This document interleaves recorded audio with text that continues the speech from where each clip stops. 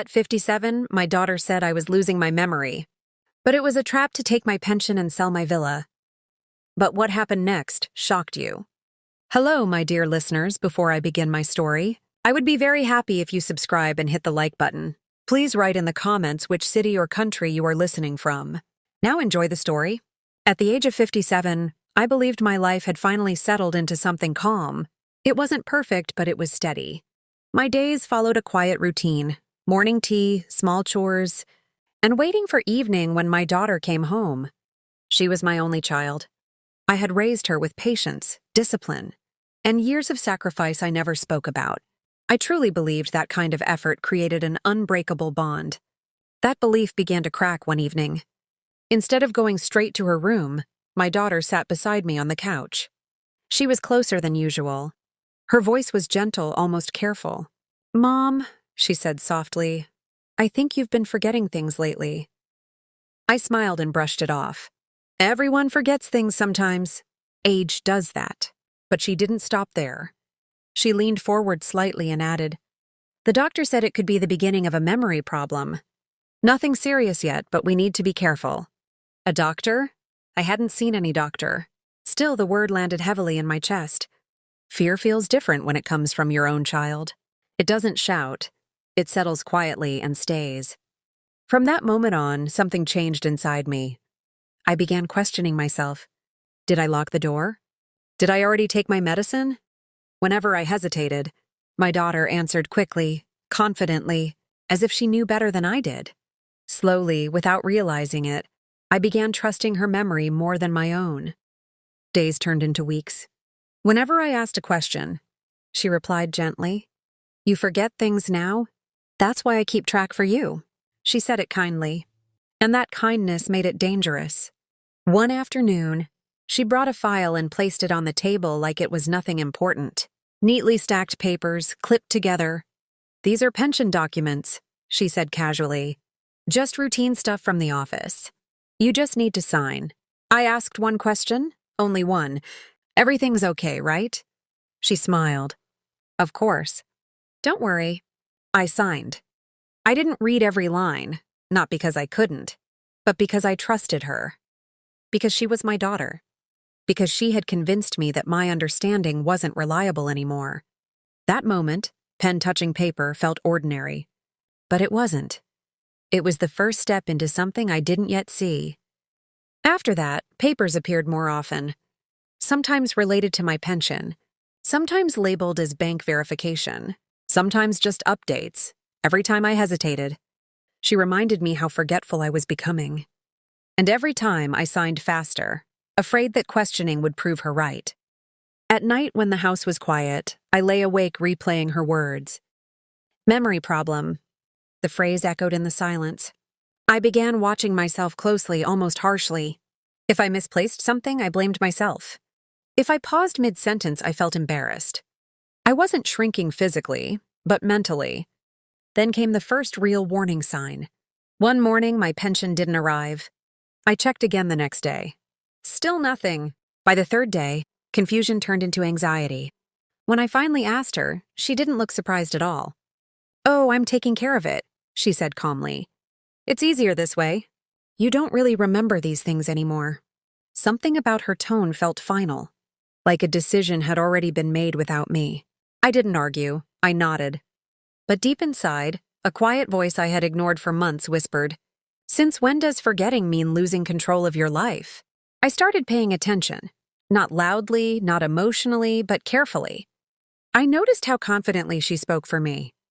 How easily she dismissed my questions. How quickly she changed the subject whenever I asked for details. And then one evening, without planning it, I did something small that changed everything. I pressed the record button on my phone. I didn't confront her. I didn't accuse her. I just let her talk. She repeated the same lines, how I forget, how she manages everything, how this is for my own good. Her voice sounded calm, caring, responsible. But when I listened to the recording later, alone, something became clear. Her concern had a script. That night I couldn't sleep, not because I felt weak, but because for the first time in months I felt alert. Fear had pushed me down before. Now curiosity pulled me up. I didn't know the full truth yet, but I knew one thing for sure. If my memory was truly failing, facts would protect me. And if it wasn't, I needed proof, before I lost more than just money. The next morning, I picked up my purse with a quiet decision forming in my mind. I didn't tell her where I was going, because whatever I was about to discover would decide who was really forgetting and who was pretending. I left the house early the next morning, earlier than I usually did. The air felt different, cooler, sharper, like my senses had finally woken up after a long sleep. I didn't tell my daughter where I was going. I didn't ask for help. For the first time in months, I trusted my own direction. As I walked toward the bus stop, my phone felt heavier in my purse than usual.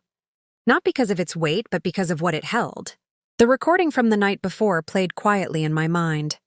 Her calm voice, her repeated phrases, the way she spoke for me, not with me. I hadn't confronted her, and I wouldn't. Not yet. I needed facts before feelings. The pension office was only a few stops away, but the ride felt long. Every bump in the road made me second-guess myself. What if she's right? What if I really am forgetting? Then another thought followed. Steadier this time. If that's true, records will show it. Inside the building, everything looked ordinary, too ordinary for what I was feeling. People waited in lines, clerks typed at computers. A digital number board beeped softly. Life went on here, unaffected by the quiet unraveling happening in my chest. When my number was called, I sat across from a clerk and explained that I wanted to review my pension records. My voice was calm, even though my hands weren't. She asked for my identification. I handed it over, watching closely as she typed my name into the system. Her expression changed. Not dramatically, but enough for me to notice. She paused. Then she looked at the screen again. I see here that your pension payments were redirected a few months ago, she said carefully. Redirected? The word echoed in my head. To where? I asked. To an authorized account, she replied. According to this, monthly verification is no longer required from you. I felt a strange mix of relief and dread. Relief, because something real had finally surfaced. Dread, because it confirmed what my instincts had been whispering for weeks. I never approved that, I said quietly. The clerk turned the monitor slightly toward me. On the screen were scanned documents. My name, my signature. Dates I recognized and forms I didn't. Do you see this authorization? She asked. It allows another person to manage and receive your pension on your behalf. Another person? I nodded slowly, forcing myself to stay steady. Can I get copies of these records? She hesitated for a moment, then nodded. Yes, you're entitled to them. As the printer hummed, I stared at the papers coming out one by one. Each page felt like a piece of my life that had been moved without my permission. Not taken suddenly, but shifted quietly while I was busy doubting myself. I thanked the clerk and stepped outside, the papers folded neatly in my bag. The sun was brighter than before, almost too bright. I sat on a bench and took a deep breath, grounding myself before the next step. There was still one question I hadn't asked out loud. The villa. The place I had saved for over years. The place that carried memories of effort, patience, and pride. If the pension had been redirected, then nothing else was impossible. I didn't go home. Instead, I walked to a small cafe nearby, ordered tea, and made a call. I searched through old documents on my phone until I found the contact information I needed. My fingers hovered over the screen for a moment before I pressed call. The man answered politely. His voice was unfamiliar but professional. I introduced myself and explained why I was calling. There was a brief silence on the other end. Not confusion, recognition. Yes, he said slowly. I purchased the property a few months ago. My chest tightened. I'd like to review the sale documents, I said. There may have been a misunderstanding. Another pause. Then, of course, everything was done legally. You signed the papers. Again, that word. Signed. We agreed to meet later that week. I ended the call and stared at my tea, now untouched and cold. Around me, people laughed, talked, scrolled through their phones. No one knew that, piece by piece, I was rebuilding my understanding of my own life. That evening, when I returned home, my daughter looked up from her phone. "You're late," she said casually. "I had some errands," I replied. She didn't ask where. She didn't seem concerned. Instead, she said, "You should tell me before going out. You forget things." I nodded, but this time I didn't absorb her words. I stored them. Later that night, when she repeated her familiar lines about handling things for me, I recorded again and again. Each conversation followed the same pattern, the same explanations, the same reassurances, the same quiet control. Lying in bed, I reviewed the copies from the pension office. I listened to the recordings once more. A realization settled over me. Not heavy, but firm. This wasn't confusion. It was a system built on repetition, authority, and my silence. And silence, I now understood, had cost me enough. The next step wouldn't be quiet, but it would be careful. Because once facts come together, they don't just reveal the truth. They change who gets to speak. And I was done being spoken for. The days leading up to the meeting felt longer than they should have. Every conversation at home sounded normal on the surface. But underneath, I could hear the pattern more clearly now. My daughter spoke slowly when explaining things to me, carefully choosing words that sounded protective but carried authority. Each time she reminded me that I forgot easily, it no longer weakened me. It sharpened me. I didn't tell her about the pension office. I didn't mention the call. I let her believe the script was still working. On the morning of the meeting, I dressed neatly and placed all the pension documents in my bag. The copies felt solid in my hands, real proof that my instincts hadn't failed me. As I locked the door, my daughter looked up. "Where are you going?" she asked. "I have some paperwork to check," I replied calmly. She frowned slightly. "You should let me come with you." "I'll be fine," I said. For a moment, she hesitated. Then she smiled. "Okay, just don't forget what you're doing." I didn't respond. I just closed the door behind me. The buyer's office was quiet and professional, filled with framed certificates and neatly stacked folders. He greeted me politely and offered me a seat. There was no tension in his voice, only confidence. The kind that comes from believing everything has already been settled. He placed a file on the table between us and opened it. "These are the sale documents," he said. "Everything was processed correctly." I leaned forward and looked closely. My name was printed clearly. The signatures were familiar. Too familiar. "These signatures," I said slowly, "were obtained without my understanding." He looked surprised but not defensive. "Your daughter handled the communication. She said you preferred it that way." "Of course she did." "She told me you had difficulty remembering details," he continued. "That's why she asked us to move quickly." I felt my chest tighten, but my voice stayed steady. "May I have copies of everything?" He hesitated, then nodded. "You're entitled to them." As he handed me the documents, something became painfully clear. This wasn't rushed paperwork. This was planned. Dates lined up. Signatures appeared at moments when my confidence had been weakest. When I had been told again and again that I couldn't rely on myself. I thanked him and left. Outside, I sat in my car and spread the papers across the passenger seat. Pension records, sale documents, different offices, different people, same pattern. Authority transferred, control shifted, silence maintained. That night, my daughter noticed the documents in my bag. "What are those?" she asked casually. "Just old papers," I replied. She shrugged. "You should let me organize them. You tend to misplace things." That sentence, once powerful, now sounded empty. Later, when she repeated her usual reminders about managing finances for me, I recorded again. This time, her words matched the documents almost perfectly. Dates, processes, explanations. She spoke with confidence because she believed she was untouchable. That was when I made my next decision. I contacted a legal advisor the following morning. Sitting across from him, I laid everything out slowly, without drama, without accusation. I placed the pension records first, then the sale documents, then I played short audio clips. Not emotional ones, clear ones. He listened carefully. When I finished, he leaned back and said something that stayed with me. "This isn't about forgetting," he said. "This is about consent." That single word changed everything. Consent. Not memory, not age, not confusion. Consent had been removed quietly, piece by piece. He explained the next steps, how records could be requested officially, how intent could be established, how patterns mattered more than excuses. He didn't rush me. He didn't talk over me. For the first time in months, someone spoke with me. When I returned home that evening, my daughter was waiting. "You've been going out a lot," she said. "It's not safe for you to handle things alone." I looked at her carefully. Not angrily. Not sadly, carefully.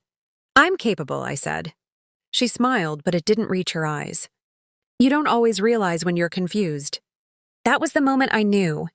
This wasn't concern. It was control.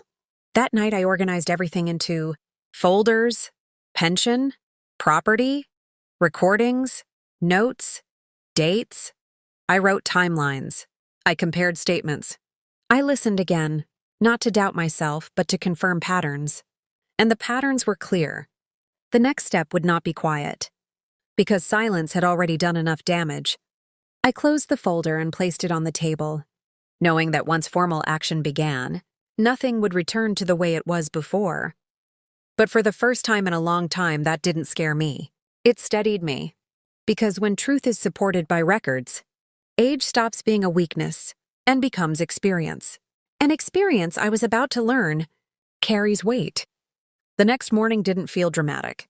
It felt deliberate. I woke up earlier than usual, not because I was anxious, but because my mind wouldn't slow down. Everything was lined up now. Dates, documents, recordings. For months, confusion had lived in my head. Now clarity did. And clarity demanded action. I waited until my daughter left the house.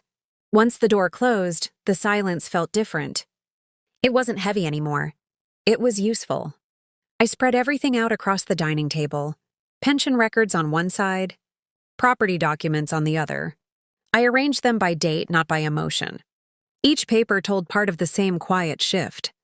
Authority moving away from me while I was being told it was for my own good. I called the pension office again. This time I didn't ask questions. I made statements. "I need a formal review of authorization changes on my account," I said calmly. "And I need a record of who requested them." The clerk's tone changed immediately. More professional, more careful. She explained the process, the forms, the timeline. I wrote everything down. I didn't rush her. I didn't apologize for taking time. By the end of the call, I had confirmation. The authorization had been submitted by my daughter, supported by signed documents, but without independent verification. That detail mattered. Next, I contacted the property registry office. The process was slower there, heavier with procedures and formal language. But again, patterns surfaced. The sale had moved forward quickly, because someone claimed urgency, because someone insisted. I wasn't capable of handling delays.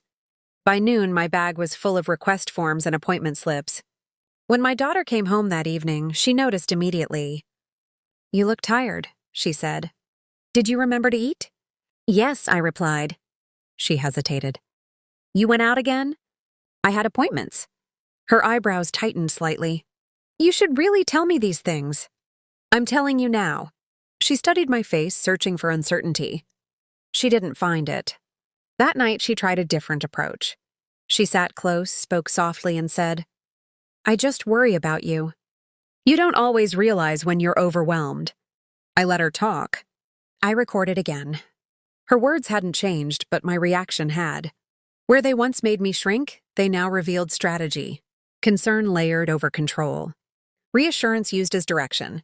Later, alone in my room, I played back the recordings. I didn't focus on tone. I focused on content, claims, repetitions, assumptions spoken as facts. The legal advisor had been right. This wasn't confusion. It was structure. Over the next few days, I moved carefully. I didn't confront her. I didn't hint. I continued daily routines as usual.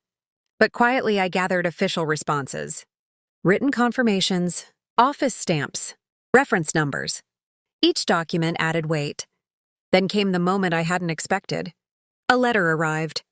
It was from the pension office, confirming that a review had been opened. The language was neutral, but firm. Authorization changes were under examination. Temporary holds were applied. When my daughter saw the envelope on the counter, she froze. "What's that?" she asked. "Mail," I said. She picked it up, read the header, and her expression shifted, not to anger, not to fear, but to calculation. "Why would you contact them without telling me?" she asked. I met her eyes. "Because it's my account." Her voice sharpened. "You're confused. You don't understand how these things work." I stayed calm. "I understand enough." She laughed lightly, but it sounded forced. "You're imagining problems." That night, the house felt tense. Not loud, controlled. Like two people walking carefully around a truth that could no longer be ignored. The next day, I met my legal advisor again. I placed the new letter on his desk. "This helps," he said. "It shows you acted independently. That matters." He explained the next step, submitting a formal complaint supported by documents and recordings, not emotional testimony, evidence-based timelines. I nodded. I was ready. By the end of the week, everything was filed. Pension office, property registry, legal documentation. There was no turning back now. When I got home that evening, my daughter was waiting. She didn't raise her voice. She didn't accuse. She said one sentence quietly, "You're making a mistake." I looked at her, not as a mother defending herself, not as someone trying to win, but as a woman reclaiming her voice. "No," I said. "I'm correcting one." She stared at me, searching again for hesitation. She didn't find it. That night I slept deeply for the first time in months. Because once official processes begin, control changes hands.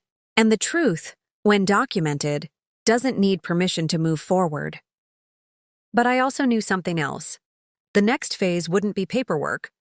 It would be confrontation, not emotional, not explosive, but undeniable. And once that moment arrived, everything would be spoken out loud. The first official notice arrived sooner than I expected. It came in a plain envelope, no drama on the outside, but heavy with meaning. The letter confirmed that both the pension, authorization, and the property transaction were now under formal review. Nothing had been decided yet, but something important had changed. I was no longer alone in this. When my daughter saw the envelope on the kitchen counter, she didn't pick it up right away. She stared at it, as if reading it from a distance might make it disappear. "Why are they sending you letters?" she asked, keeping her voice steady. "Because it concerns me," I replied. She crossed her arms. "They're just confusing you. You know how paperwork overwhelms you." I looked at her carefully. "It doesn't overwhelm me. It informs me." That was the first visible crack. She didn't argue back. Instead, she changed tactics. Over the next few days, she became extra attentive, making tea, reminding me to rest, asking gentle questions about how I was feeling. Anyone watching from the outside would have seen care. I saw something else. Timing. Every kind gesture arrived right after an official update. Every soft reminder followed a moment where I asserted myself. It wasn't concern, it was calibration. One evening, she sat beside me and said, "We should cancel all these reviews. It's unnecessary stress for you." "I don't feel stressed," I said. She smiled tightly. "You don't always recognize stress." I didn't respond. I reached for my phone and quietly started recording. She continued talking, explaining how she had handled everything for me, how I had asked her to take over, how she was only protecting me. The words flowed easily, too easily. Later that night, listening back, I noticed something new. She wasn't explaining anymore. She was justifying. The next day, I received a call from the pension office. They requested a brief in-person verification. Nothing aggressive. Just confirmation. The clerk spoke directly to me slowly and clearly, making sure I understood every step. I did. When I hung up, my daughter was standing nearby. "What was that about?" she asked. "They want to hear from me directly," I said. Her jaw tightened. "I should be there." "No," I replied. "They asked for me." Her voice sharpened. "You can't manage this alone." I met her gaze. I already am. That night, the house felt smaller. Conversations shortened. Silence lingered longer. The balance had shifted and she felt it. A few days later, another notice arrived, this time regarding the property. The registry office confirmed that the sale was being reviewed due to concerns about informed consent. The wording was formal, careful, and unmistakable.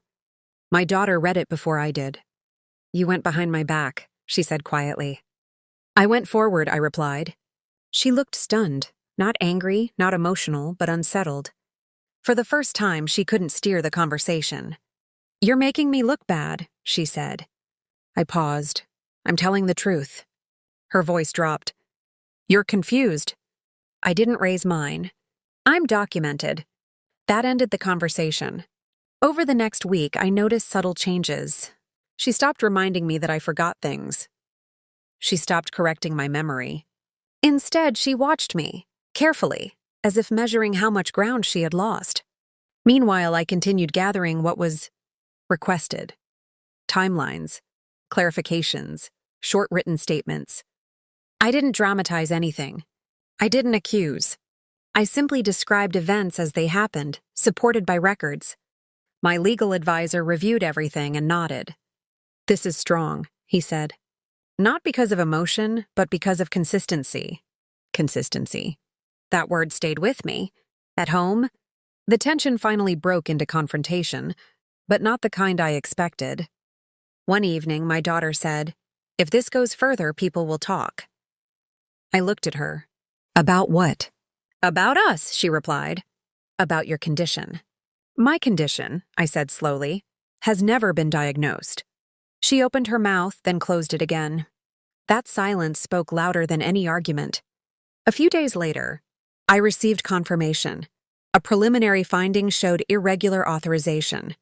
The case would proceed. When I told her, she laughed nervously. "This will blow over." "It won't," I said. That night, I recorded again, not because I needed more proof, but because I had learned something important. People reveal the most when control slips. Her words were shorter now, defensive, focused on outcomes rather than care. She spoke less about my well-being and more about consequences. I wrote notes afterward, not emotional ones, observations. And that's when I realized something else. She wasn't preparing to explain herself. She was preparing to deny. The next step would be formal hearings, official statements, direct questions. No room for scripts. When that happened, concern would no longer work. Only facts would. I placed all documents into a single folder and labeled it clearly. I set it by the door. Because once formal questioning begins, patterns matter more than excuses. And excuses, I knew now, don't hold up under light. The verification appointment was scheduled for early morning. I didn't tell my daughter the exact time. I didn't ask for a ride. I wanted nothing about this step to be filtered through anyone else. When the confirmation message came in, I read it twice, not because I didn't understand it, but because I wanted to be absolutely certain of one thing. This conversation would be between me and the records. The office was quiet when I arrived. Not empty, just calm in the way places are when decisions are made without noise. I checked in, took a seat, and waited. My folder rested on my lap, heavy not with paper, but with certainty. A staff member called my name and led me into a small room. Two people were already seated inside. One introduced herself as a case officer, the other as a reviewer. Their tone was neutral, respectful. No assumptions. No shortcuts. They began with simple questions. "Can you confirm your full name?" "Yes." "Do you understand why you're here today?" "Yes." They explained the process slowly, making sure I followed every step. They weren't testing my memory. They were establishing clarity. That difference mattered more than I expected. Then the questions shifted. "Did you request that your pension be redirected?" "No." "Did you authorize someone to receive payments? Without your monthly verification?" "No." "Were you aware your property had been sold?" "No." Each answer landed cleanly. No hesitation. No confusion. No contradiction. The reviewer slid copies of the authorization forms across the table. "Are these your signatures?" I examined them carefully. "Yes," I said. But they were obtained without informed consent. They looked up. I explained calmly how documents were presented to me as routine, how I was told they were necessary because I supposedly forgot things, how no independent explanation was given. I didn't accuse. I described. Then I played a short recording. Not emotional, not dramatic, just my daughter in her own words, explaining why she handled everything because I forget. The room went quiet. The case officer nodded and made notes. "Thank you," she said. "That helps establish context." Context. That word changed the tone of everything. They asked more questions about timing, frequency, patterns. I answered all of them clearly. When I didn't remember an exact date, I said so. When I did, I supported it with documents. After nearly an hour, the reviewer closed the folder. "This confirms independent capacity," he said, "and raises serious concerns about misrepresentation." I didn't feel relief. I felt steadiness. When I returned home, my daughter was waiting. She tried to sound casual, but her eyes searched my face. "How did it go?" she asked. "Professionally," I replied. She frowned. "Did you say anything unnecessary?" I said what was asked. Her jaw tightened. "You don't always know what should be said?" I met her gaze. They didn't have trouble understanding me. That unsettled her. Over the next few days, the calls began. First from the pension office, confirming that payments were temporarily suspended pending resolution to prevent further misuse. Then from the property registry, acknowledging inconsistencies in the sale timeline. Each update shifted the ground beneath our household. My daughter grew restless. She paced. She checked her phone constantly. She asked questions that weren't really questions. "Did they tell you anything else? Who did you talk to? Did you mention my name?" I answered carefully, truthfully, briefly. One evening, she raised her voice for the first time in weeks. "You're making this worse," she said. "You're embarrassing yourself." I stayed calm. "I'm clarifying facts." "You're not thinking clearly," she snapped. That sentence, once powerful, now felt desperate. I pressed record again. She went on, explaining how everything was done for my benefit, how I had agreed to it, how stress was making me imagine problems. Her words rushed now, overlapping, inconsistent. Later, listening back, I noticed what was missing. Certainty. The next official notice arrived 3 days later. It requested written statements from both parties. Independent statements. No collaboration. No representation by each other. When my daughter read it, her hands shook. "They're treating me like I did something wrong," she said. "They're asking for clarity," I replied. She looked at me sharply. "You could stop this." I shook my head. "I won't." That was the moment the balance fully shifted. She stopped pretending after that. Her tone became defensive. Her patience thinned. She watched every move I made, as if measuring how much control she had lost. Meanwhile, I prepared my statement. I wrote slowly, carefully. I didn't exaggerate. I didn't accuse. I described events exactly as they happened. What was said, what was presented, what was signed, and what was later discovered. I attached records, timelines, short transcripts of recordings. When I finished, I read it once more and realized something important. There was no confusion in it, no emotion overpowering facts, just a clear account. I submitted it. That evening, my daughter didn't speak to me at dinner. The silence wasn't heavy, it was strategic. She was calculating again. I knew what came next. When statements are submitted, questions follow. And once questions begin, stories must stay consistent. Hers wouldn't. Because concern collapses under scrutiny, and control doesn't survive documentation. I placed my folder back by the door, exactly where it had been before. Because the next phase wouldn't happen at home. It would happen in a room where words are measured, records are weighed, and repetition can no longer hide intent. And when that moment arrived, the truth wouldn't need my voice to be loud. It would already be written. The summons arrived quietly. No threats. No dramatic language. Just a formal notice requesting attendance for a hearing. Date, time, location, clear, and unavoidable. When I read it, I felt calm, not relieved, not afraid. Calm comes when you know you're no longer guessing. My daughter read it after me. They want us both there, she said, staring at the paper. This is unnecessary. It's necessary, I replied. That's why it's happening. In the days leading up to the hearing, she tried to regain control in small ways. She corrected how I spoke. She reminded me of details I already knew. She suggested answers to questions no one had asked yet. Each attempt revealed more than it hid. One evening, she said, "Just tell them you asked me to help. That will end everything." I looked at her. That wouldn't be true. She exhaled sharply. You don't remember everything clearly. I pressed record. At the hearing room, the atmosphere was formal but neutral. No raised voices, no assumptions, just people doing their job. I sat on one side. My daughter sat on the other. The space between us felt larger than the room itself. They began with her. She spoke confidently at first.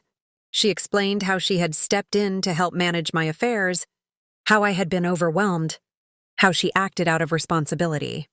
Her voice was steady, but her timeline wasn't. Dates shifted slightly. Reasons changed subtly. At one point, she said the pension changes were temporary. Later, she said they were long-term for stability. The reviewer paused. Which is it? She hesitated. Both. That answer didn't land the way she expected. Then they turned to me. I wasn't asked to defend myself. I was asked to confirm facts. Did you request this arrangement? No. Were alternatives explained to you? No. Were you told you could refuse? No. Each answer aligned with the documents. Each document aligned with the recordings. At one point, the reviewer asked, "Why did you begin recording conversations?" I answered honestly. Because I was told I forgot things, but important decisions were being made without my understanding. Silence followed. Not uncomfortable, intentional. They played a short audio clip. My daughter's voice filled the room, calm and controlled, explaining why she handled everything because I don't remember. My daughter shifted in her seat. That's out of context, she said quickly. The reviewer looked at her. Please explain the context. She opened her mouth. Closed it, tried again. I was just being careful, she said. She gets confused. Then why wasn't independent confirmation sought? The reviewer asked. No answer came. The questions continued, methodical, precise. Each one narrowed the space where excuses could hide. Each inconsistency became visible, not because of accusation, but because of comparison. At one point, my daughter looked at me, not angry, not emotional, but startled, as if she was seeing for the first time that I wasn't the uncertain person she had described. I wasn't being led. I was responding. By the end of the session, the reviewer closed the file. We've identified significant inconsistencies, he said. Further action will follow. No judgment yet. No outcome announced, but the direction was clear. On the way home, my daughter didn't speak. At home, she finally said, You embarrassed me. I didn't argue. You answered questions. She turned away. You let them twist things. They didn't twist anything, I replied. They listened. That night, I reviewed my notes again, not because I needed reassurance, but because I wanted to be ready. Hearings don't end with one session. They open doors, and once a door opens, everything behind it becomes visible. 2 days later, a follow-up notice arrived. Additional review, expanded scope, property transaction included. My daughter read it and laughed nervously. This is getting ridiculous. It's getting thorough, I said. She didn't respond. That was when I noticed something important. She stopped correcting me. No reminders. No comments about forgetting. No concern layered over authority. That tool, once her strongest, was gone. Because once it's questioned publicly, it can't be used privately. I organized my files. Again. Pension, property, recordings, statements, everything in order. Everything aligned. I didn't know the final outcome yet, but I knew this much. The version of events built on control was collapsing under its own weight. And when systems compare stories side by side, they don't look for emotion. They look for consistency. Mine had it. Hers didn't. The next stage wouldn't be about explanation. It would be about consequence. And once consequences enter the room, No script can protect you. The waiting period was the hardest part, not because I feared the outcome, but because everything was suddenly quiet. No phone calls, no letters, no updates, just time. At home, the atmosphere changed completely. My daughter no longer hovered or corrected me. She didn't remind me of appointments or ask if I remembered things. Instead, she stayed distant, careful with her words, as if every sentence now carried risk. Silence had replaced control. One afternoon, a call finally came from the review office. The voice on the line was calm and professional. She explained that preliminary findings had been completed and that formal decisions would follow shortly. Then she said something that settled deep in my chest. We found sufficient evidence of misrepresentation. Sufficient. Not possible. Not suspected. Sufficient. I thanked her and ended the call without saying anything else. I didn't feel the urge to celebrate or confront. I felt steady. When the truth is documented, it doesn't need emotion to support it. That evening, my daughter sensed something had shifted. Who called? She asked. The review office, I replied. Her shoulders stiffened. And? They're moving forward. She laughed lightly, but it didn't sound natural. They always say that. It doesn't mean anything. I looked at her. It means enough. She didn't respond. 2 days later, the letter arrived. It outlined the findings clearly. Authorization had been granted based on misleading claims about my capacity. Independent verification had not been conducted. Consent was deemed compromised. At the bottom of the page was a line that changed everything. Corrective action will be taken. My daughter read the letter in silence. When she reached the end, she placed it down slowly. This doesn't prove intent, she said. It proves impact, I replied. Her voice sharpened. You're letting strangers decide our family matters. No, I said. I let records speak. That night, she packed a small bag. I need space, she said. I nodded. That's fine. She paused at the door. You know I was just trying to help. I didn't argue. The process will decide that. When she left, the house felt lighter, not empty, just balanced. For the first time in months, I moved through rooms without feeling watched. The next step came quickly. A notice scheduled a final review session. This time it wasn't about questions, it was about outcomes. Both the pension redirection and the property transaction would be addressed together. At the session, the tone was different. Less inquiry, more conclusion. The reviewer summarized the findings point by point, referencing documents, dates, and statements. Then came the decisions. The pension payments would be returned to my name, effective immediately. Additional safeguards would be placed to prevent changes without direct verification. As those words were spoken, something tight inside me finally loosened. Then the property. The sale was ruled invalid due to lack of informed consent.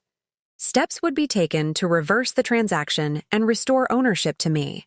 I closed my eyes briefly, not from relief, but from recognition. Years of saving, years of effort, returned, not as a favor, but as a correction. My daughter wasn't present for the decision. She had chosen not to attend. That absence said more than any argument could. After the session, my legal advisor spoke quietly with me. There's one more matter, he said. Based on the findings, there may be consequences. Consequences. Not emotional ones. Formal ones. When I returned home, I sat at the kitchen table and placed the decision letters side by side. Pension, property. Both corrected. Both documented. That evening, my daughter called. They took everything back, she said. Not angry, stunned. They returned what wasn't authorized, I replied. Her voice dropped. Do you know what this does to me? I paused. I know what it did to me. Silence filled the line. They're talking about penalties, she said quietly. I know, I replied. You could tell them to stop, she said. You could say it was a misunderstanding. I closed my eyes, not in pain but in certainty. I already told them the truth. She didn't argue after that. She hung up. In the days that followed, official notices continued. Formal language, clear steps. Each one moved the situation further away from personal explanations and closer to accountability. I focused on restoring my routines. Checking my pension account myself, visiting the property registry, signing documents only after full explanation. Each action rebuilt something that had been taken quietly. One afternoon, I stood in the doorway of the villa again. The space felt familiar, steady. Not just a place, but proof that patience and awareness can outlast manipulation. That evening, another call came from my legal advisor. "They've concluded their review," he said. "There will be a formal sentence." I didn't ask for details. I didn't need them yet. I thanked him and ended the call. Sitting alone, I realized something important. This process had never been about punishment. It was about correction. About restoring what was redirected, what was sold, what was decided without me. And once correction is complete, consequence follows naturally, not as revenge, but as balance. I folded the letters carefully and placed them back in the folder. Because the next stage wouldn't be about property or money, it would be about responsibility. And responsibility, once named, doesn't disappear quietly. The notice arrived on a quiet morning. It wasn't thick. It wasn't dramatic. It was precise, typed language, numbered sections, dates aligned. The kind of document that doesn't argue or persuade. It simply states what has been decided. I read it slowly, once from beginning to end. Then I read it again, not because I didn't understand it, but because understanding something and accepting it are two different things. The findings were confirmed. Misrepresentation had been established. Consent had been compromised. Authority had been redirected without proper verification. The corrective measures were already in effect. And now, the final outcome. A 1-month sentence. No added explanation. No emotional language. Just a consequence attached to actions that had already been measured and reviewed. I folded the letter and placed it on the table. My hands didn't shake. My breathing stayed steady. What surprised me wasn't the decision. It was how calm I felt receiving it. For months, uncertainty had been the heaviest burden. Not knowing had drained me more than the truth ever could. Now that the truth had been named and closed, there was nothing left to wonder about. Later that afternoon, my daughter called. Her voice sounded different. Not sharp. Not confident. Smaller. "They finalized it," she said. "Yes," I replied. There was a pause. "It's only 1 month," she added quickly, as if minimizing it might change something. "It's 1 month because of what was proven," I said. She exhaled slowly. "I never thought it would go this far." I didn't respond right away. When I did, my voice was calm. It went exactly as far as the records showed. She was quiet again. Then she said something unexpected. "I didn't think you would keep going." That sentence stayed with me. Not I didn't think I was wrong. Not I didn't mean to cause harm. But I didn't think you would keep going. It told me everything I needed to know. In the days that followed, preparations were made. Not by me, by the system. Notices, schedules, clear instructions. There was nothing for me to decide anymore. At home, the house felt different again. Not tense. Not light. Just neutral. Like a place resetting after a long imbalance. I focused on practical things. I updated my pension information myself, this time sitting across from a clerk who spoke directly to me, explaining each step. I asked questions. I took notes. No one rushed me. When the first payment returned under my name, I didn't celebrate. I checked it. Verified it, logged it. Restoration felt quieter than loss, but stronger.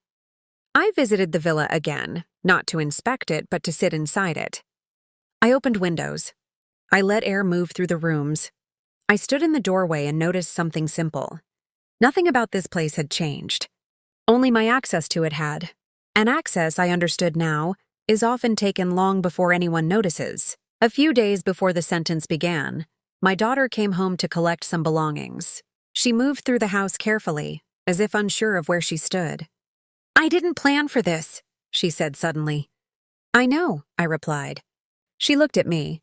"Why didn't you stop?" I answered honestly. "Because stopping would have meant agreeing." She nodded slowly, as if absorbing something new. "I thought you were confused." I met her eyes. I was pressured. She didn't argue. When she left that day, she didn't slam the door. She didn't cry. She simply walked out, carrying a bag that felt heavier than it looked. That evening, I sat alone and thought about everything that had led here. Not the documents, not the hearings, but the small moments, the repeated reminders, the quiet corrections, the way doubt had been planted gently, like it was care. Control rarely arrives loudly. It enters politely. And it stays as long as no one questions it.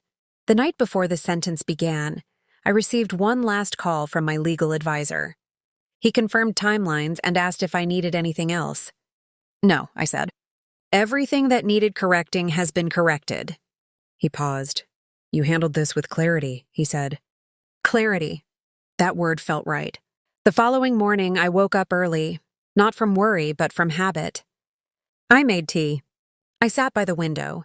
The world outside looked the same as it always had. Cars passed. Neighbors walked by. Life continued without reacting to personal conclusions. And that was okay. Later that day, I received confirmation that the sentence had begun. No details. No commentary. Just acknowledgement. I didn't feel victory. I felt closure. There's a difference. Victory needs someone to lose. Closure needs the truth to settle. In the weeks that followed, I noticed how my thoughts changed. I no longer replayed conversations. I no longer checked recordings. I didn't feel the urge to prove anything. The process had already done that. Instead, I focused on rebuilding trust with myself. I trusted my decisions again. I trusted my understanding. I trusted my right to pause, to ask, to refuse. That trust felt fragile at first. Then it felt familiar.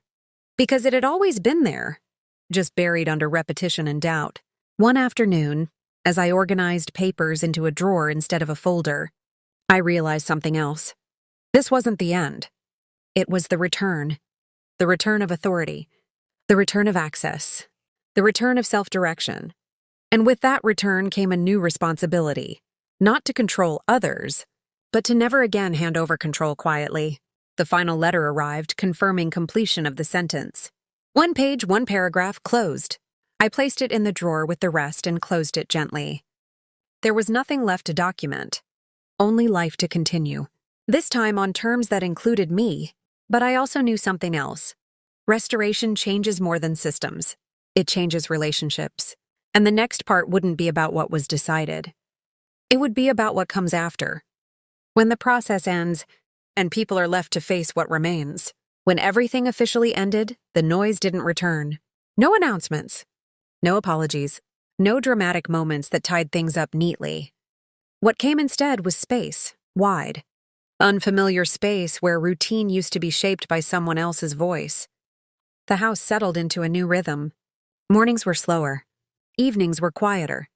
I noticed small things I hadn't paid attention to in months. The sound of the kettle clicking off. The way sunlight moved across the floor. The calm of making decisions without being corrected. Distance does that. It reveals what was missing by removing what controlled it. People began reaching out, not with questions, but with curiosity. A neighbor asked if I needed help with paperwork. A clerk at the bank spoke directly to me and waited while I read each line. No one rushed me. No one assumed. That respect felt unfamiliar at first. I realized how often I had accepted being spoken around instead of to. How easily that had become normal.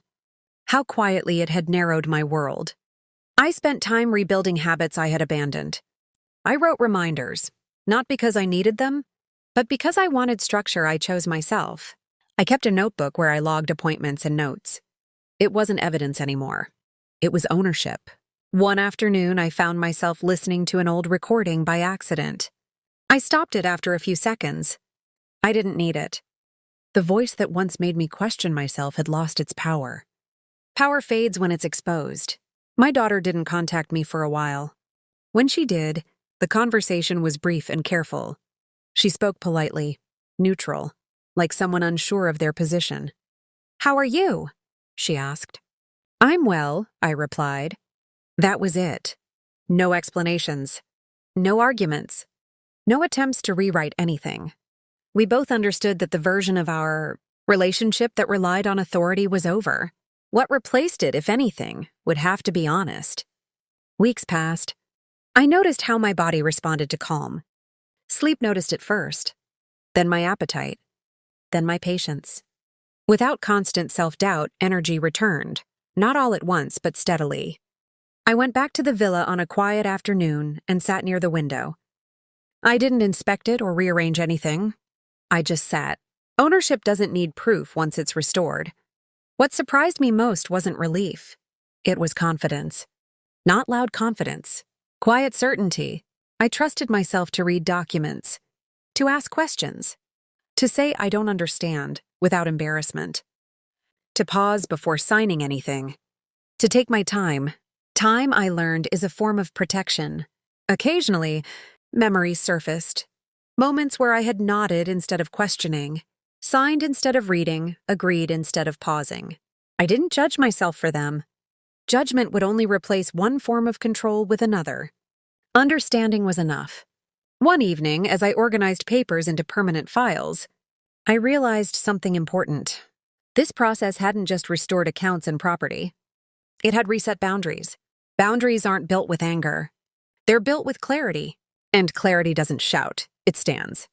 When my daughter eventually visited, she stayed near the doorway. She didn't sit down right away. "I wanted to see you," she said. I nodded. "You're here." She hesitated. I didn't realize how far things had gone. I listened. "I thought I was helping," she added. I thought I knew better. I waited. Silence can be generous when used carefully. She looked at the floor. I crossed lines. "Yes," I said. "No lecture, no blame. Just truth." She exhaled slowly. "I don't expect things to go back." "They won't," I replied gently. "But they can move forward, if they're honest." She nodded. That was all. When she left, the house returned to quiet. Not strained quiet, but settled quiet. The kind that doesn't demand anything. That night, I reflected on how easily concern can become control when unchecked. How repetition can make doubt feel logical. How silence can be mistaken for agreement. And I thought about something else. Aging doesn't erase authority. It changes how others try to take it. I wrote that sentence in my notebook and closed it. The next morning, I received confirmation that all safeguards were now permanent. Dual verification. Direct contact requirements. No changes without in-person confirmation. Not because I couldn't manage, but because systems work. Best when they prevent shortcuts. I smiled at that. Prevention isn't an insult. It's respect. As days turned into weeks, my life felt ordinary again, and that ordinariness felt like success. No constant monitoring, no second guessing, no quiet fear of being wrong. Just choices. I knew the final stage wasn't about documents or decisions anymore. It was about meaning. What does this experience become if it's only remembered as conflict? What does it become if it's understood as correction? I chose correction. Correction restores balance without erasing relationships. It draws lines without burning bridges. It allows accountability without surrendering dignity. And dignity, I realized, is something you don't demand. You maintain it. The last thing I did that evening was place my notebook back on the shelf. Not in a drawer. Easy to reach. Easy to update. Easy to trust. Because the goal was never to prove I was capable. The goal was to never be quietly overridden again. And that lesson, once learned, doesn't fade with time. It settles. With time, the sharp edges softened. Not the truth, never that, but the way it lived inside me. The urgency faded. The need to explain faded. What remained was a quiet understanding that didn't ask for permission to exist. I noticed how differently I moved through my days. I paused more. I listened longer. When something didn't make sense, I said so, without apology. That small shift changed everything. People adjusted their tone. Conversations slowed. Decisions included me again, not as a courtesy, but as a requirement. Boundaries had settled. They weren't announced. They weren't enforced with warnings. They simply existed, and because they were consistent, they were respected.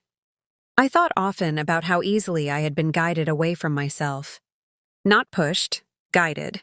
How doubt had been introduced gently, wrapped in concern, repeated until it sounded reasonable. Understanding that pattern didn't make me angry anymore. It made me alert. Awareness, I learned, isn't suspicion. It's clarity. One afternoon, while organizing the last of my paperwork, I found a note I had written months earlier. It was short, just a reminder to check something I had already checked. I smiled and folded it away. Reminders don't mean weakness. They mean intention. I kept the notebook, but I stopped writing everything down. Not because I didn't care, but because I trusted myself again. Trust doesn't require constant reinforcement once it's rebuilt. My daughter and I spoke occasionally. Not often. Not deeply. But honestly, when we did talk, the tone stayed respectful. She no longer corrected me. She no longer explained things I already understood. In that absence, something new formed. Not closeness. Not distance, but balance. Balance doesn't need to be loud. It holds. Once during a short visit, she asked me something carefully. "Do you think we'll ever be normal again?" I considered the question before answering. "Normal wasn't working," I said. "But steady can?" She nodded. That was enough. I realized then that the most meaningful changes don't always look like resolution. Sometimes they look like acceptance, of limits, of roles, of truths that don't bend. I spent more time in the villa as the weeks passed. Not fixing things, not rearranging, just being there. Presence is a form of ownership that doesn't rely on paperwork. Sitting by the window one evening, I thought about the version of myself who had first been told she was forgetting. How quickly she had adjusted to doubt. How quietly she had stepped aside. I didn't judge her. She did what many people do when faced with authority wrapped in care. She trusted. Trust isn't foolish. Unchecked trust is vulnerable. That distinction mattered. I shared my experience carefully when it came up, not as a warning, not as advice, but as perspective. I noticed how often people nodded in recognition. How many had their own versions of quiet doubt planted by someone else's confidence. I never told them what to do. I told them what I learned. Ask questions. Take time. Read before signing. And never let repetition replace explanation. Those weren't rules. They were anchors. One morning, while reviewing my account statements, something I now did regularly, calmly, I realized I wasn't checking for problems anymore. I was maintaining awareness. Maintenance doesn't come from fear. It comes from respect. Respect for systems. Respect for self. I thought about age, too. How easily it becomes shorthand for incapacity. How often people assume speed equals competence and slowness equals confusion. Slowness, I learned, is often precision. I moved slower now, not because I had to, but because I chose to. It gave me space to think, to question, to decide. Space is powerful. A neighbor once commented, "You seem more confident these days." I smiled. I'm more present. That presence extended inward. I noticed my thoughts were quieter. Less rehearsing. Less replaying. The need to justify my decisions, to myself or anyone else, had faded. I didn't need agreement. I needed alignment. As the months passed, the process that had once consumed my attention became a memory rather than a reference. Files stayed closed. Drawers stayed shut. The notebook stayed on the shelf, available but unused. That was progress. One evening I sat down and wrote a single page, not for evidence, not for record, but for myself. I wrote what I would remember if everything else faded. That my voice mattered. That consent requires understanding. That care without transparency isn't care. And that reclaiming yourself doesn't require confrontation, only clarity. I folded the page and placed it inside the notebook, then returned it to the shelf. The closing of one chapter doesn't always announce the opening of another. Sometimes it simply leaves room. Room to live without constant vigilance. Room to trust without surrender.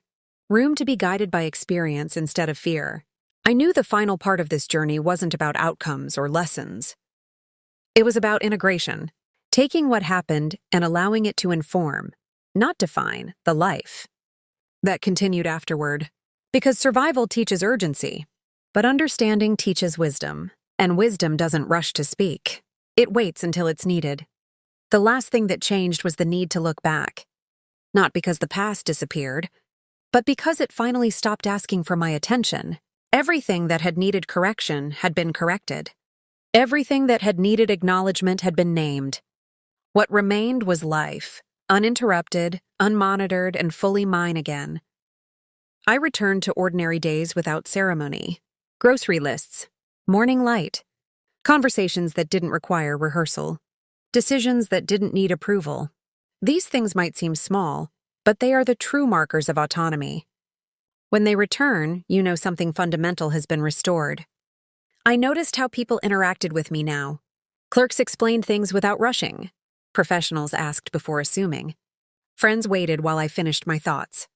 Respect had re-entered the room, not because anyone had been told to give it, but because I expected it quietly. Expectation is powerful when it's calm. I didn't speak often about what had happened. Not because I wanted to hide it, but because it no longer defined me. Experiences shape us only as much as we allow them to stay active. Once integrated, they become background. Informative, not intrusive. When my daughter and I spoke, it was measured and honest. There were no attempts to rewrite the past, no pressure to perform forgiveness. Accountability had already done its work. What remained was reality, clear, limited, and stable. We didn't rebuild closeness. We rebuilt boundaries. And boundaries, I learned, are not walls. They are agreements with yourself first. One afternoon, I sat alone in the villa and listened to the house breathe. Old structures creak, floors settle, walls hold warmth. Nothing had changed about the place itself. What had changed was my relationship to it. Ownership isn't about possession. It's about authority. Authority over your time, over your decisions, over your voice. That authority doesn't disappear with age. It's only tested by pressure, and pressure reveals where clarity is missing. I had clarity now. I trusted myself to pause, to ask, to say no without explanation, to say yes without fear. Those abilities returned quietly without celebration. That's how real restoration works. It doesn't announce itself. It settles in and stays. I placed the notebook back on the shelf one final time, not as a tool, not as a safeguard, but as a symbol. A reminder that awareness doesn't need to be loud to be effective. Before going to bed that night, I wrote one last sentence and closed the cover. I decide what makes sense for me. That was enough. No more hearings. No more files. No more waiting. Just days lived with intention. Some lessons arrive late in life, not as punishment, but as refinement. They strip away what was handed over too easily and return what should never have been questioned. I didn't become stronger because of what happened. I became clearer. And clarity, I learned, is the most enduring form of strength there is. Nothing else needed to be said. Nothing else needed to happen.